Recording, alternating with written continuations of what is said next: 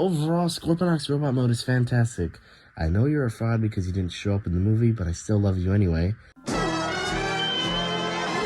Hello everyone, my name is Omega Real, or make fun to keep it short and simple, and happy leap day everyone. I'm gonna be honest, this is completely last minute, and I don't really have a theme to this video, so I just kind of wanted to do it because it's something I won't be able to do for another 4 years, if I'm even still around at that point. So, let's try this, shall we?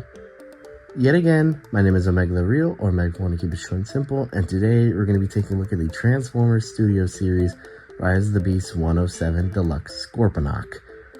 Something I genuinely didn't think I'd like this much. So, Scorponok is basically a nothing character, which is basically all the Studio Series at this point. So, why get in one of the best deluxes of this wave? Despite being the only other deluxe. I'm not getting that one, that looks like ass. Anyway, let's continue on to actually talking about Scorponok. Scorponok here looks fantastic. Detail and paint all here just looks so good. But, question, can this count as a concept art release figure? Because this robot mode never appears in anything other than concept art. Like seriously, not even for the toy of the mainline release. That was a completely different design and also just the Scorpion. So, what gives with that? Overall, I really like the detail and the paint on this guy. Like I said, he's pretty well done. He's standard deluxe detail and paint, so there's nothing crazy here, but like I said, I always do like when Hasbro just does a little extra. And nothing's extra here, but it just feels good. Articulation, on the other hand, it's not that he doesn't have good articulation. He's decent. He's too damn tight. Like, everywhere. Well, the last few days I've been messing with him, I've been able to loosen the joints, but at first this guy was basically a brick to move. It was impossible to get him to move around for a bit. But overall, with time, moving on and stuff, I was able to get him to break in a couple pieces and also fall off a couple times. What is with this guy and falling off bits? I don't get it. But, you know, that's just life. And overall, his articulation is pretty damn good. His weapon is basically just a cop-out. He doesn't come with any weapons other than his tail, and to be honest with you, it's cool, but the way it goes into his hand is really annoying for me. I don't like it. I wish he could hold it or, like, do something else with it, put it on the outside of the arm maybe, but the way it's held like this is just really, really off-putting to me. I don't know why. I don't like it at all. It looks cool as some poses, I guess, but the rest of the time it just looks odd and weird.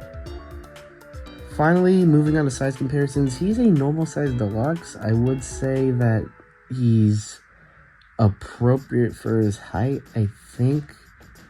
I don't remember how he looked in the movie by just going off of memory, but I think he was a little bigger than this considering he was next to Primal, but if anyone is Primal wants to do that comparison with me, go right ahead. Because I know I don't want to do that comparison. Because God knows I won't care. Overall, Scorponok's robot mode is fantastic. I know you're a fraud because you didn't show up in the movie, but I still love you anyway.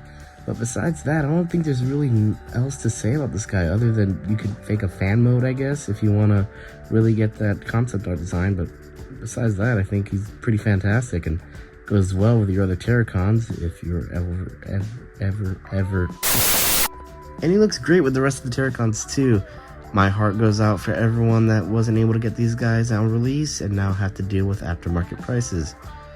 You are a brave bunch, and I will never have as much valor as you. But enough talking about the robot mode, let's finally get to the namesake of this toy, the Scorpion mode. Is it weird to say I like this more than the robot? Because I like this more than the robot. This is a fantastic Scorpion mode, I'm not even gonna lie with you. I love this a lot, and to be honest, I don't see many people talking about this. Maybe because it's not officially released yet, despite coming out on a bunch of different websites early, but this Scorpion mode's fantastic, and putting him next to the mainline one is like night and day. I love the colors on this, and it just pops so well. Will I be picking up another one of them, though? I don't think so. Probably just gonna stick with the repaint for next year, though, because, God, I'm gonna love me a blue Scorpion now. Purple, blue, what's next? Red? Oh, you're kidding. Overall, my final thoughts with Scorponok is that he's a damn good release. Definitely one of the better two of the Studio Series Deluxes that we've already seen so far. I'm not picking up Wheeljack. I refuse to get that thing. I'm sticking with my mainline though. But overall, Scorponok is really fun to mess around with. And if you want an army build, this is the perfect guy to do that with. Maybe you already did it with Freezers, but you're going to do it again with Scorponok. I'm telling you that for sure. Well, that's it for this time. My name is Omega, and I will be talking to you all later. Happy Leap Day, by the way. I guess this was really short notice. Go celebrate however you want to. I don't know. What do people do on Leap Year?